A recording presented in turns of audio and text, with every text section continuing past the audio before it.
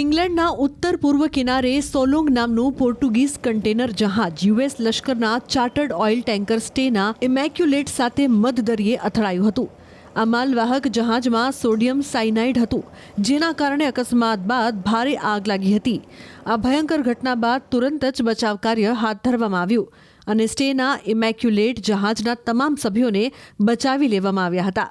જ્યારે સોલોંગ પરના 14 ખલાસીઓમાંથી 13 લોકોને બચાવી લેવામાં આવ્યા હતા અને એક ગુમ વ્યક્તિની શોધખોળ કર્યા બાદ તે ન મળી આવતા મૃત્યુની આશંકાએ સર્ચ ઓપરેશન બંધ કરવામાં આવ્યું હતું.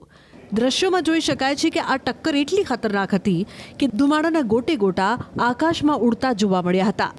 હકીકતમાં આ ટેન્કર જે યુએસ મિલિટરી માટે હજારો ટન જેટ ઇંધણ લઈને જઈ રહ્યું હતું તે લંગર પર હતું ત્યારે પોર્ટુગલના નાના કન્ટેનર જહાજ સાથે અથડાયું હતું, જેના કારણે તેની કાર્ગો ટાંકી ફાટી ગઈ અને તેમાં રહેલું ઇંધણ સમુદ્રના પાણીમાં મિશ્ર થઈને વહેવા લાગ્યું.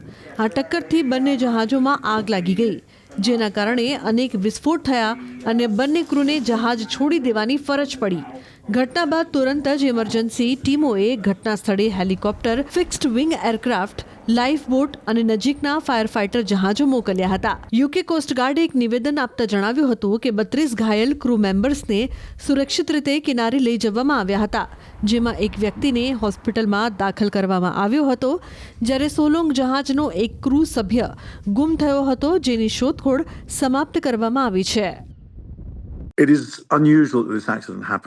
આ સામાન્ય અકસ્માત છે કેમ કે ઉડ્ડયન બળતણથી ભરેલું સ્ટેના જહાજ લંગર પર હતું અને પોર્ટુગીઝ જહાજ સોલોંગ તેની સાથે અથડાયું હતું. પહેલા ધુમ્મસના અહેવાલ હતા, પરંતુ આધુનિક જહાજોમાં અથડામણ વિરોધી સિસ્ટમ છે. તેમની પાસે રડાર વગેરે છે. સ્ટેના જહાજ લંગર પર હોવાથી દૂર ખસી શક્યું ન હતું. તેના એન્જિન્સ ગરમ થાય ત્યાં સુધી અને બીજી બધું થાય ત્યાં સુધી તેની પાસે પ્રતિક્રિયા આપવાનો સમય ન હતો, પરંતુ સોલોંગ જહાજ તે કરી શકતું હતું અને આ અકસ્માત ટાળવો જોઈતો હતો. કમનસીબે સોલોંગ જહાજની અસમર્થતા આ અકસ્માતનું કારણ હશે, પણ 21મી સદીમાં 2 જહાજો અથડાય તે મોટી વાત છે.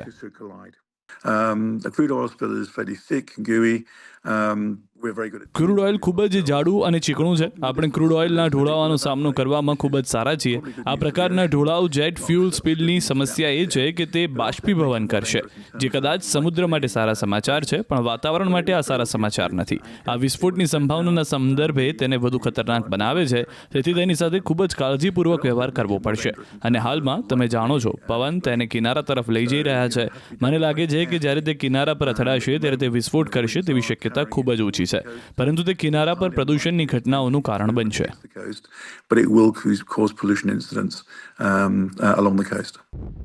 ભલે ક્રૂડ ઓઇલ બાષ્પીભવન થઈ જાય, પણ તે સંભવિત વિસ્ફોટોની દ્રષ્ટિએ પર્યાવરણ માટે ખતરનાક છે. હાલ પવન તેને કિનારા તરફ લઈ જઈ રહ્યું છે. જ્યારે તે કિનારા પર પહોંચશે તો કિનારા પર પ્રદૂષણની ઘટનાઓનું કારણ બનશે.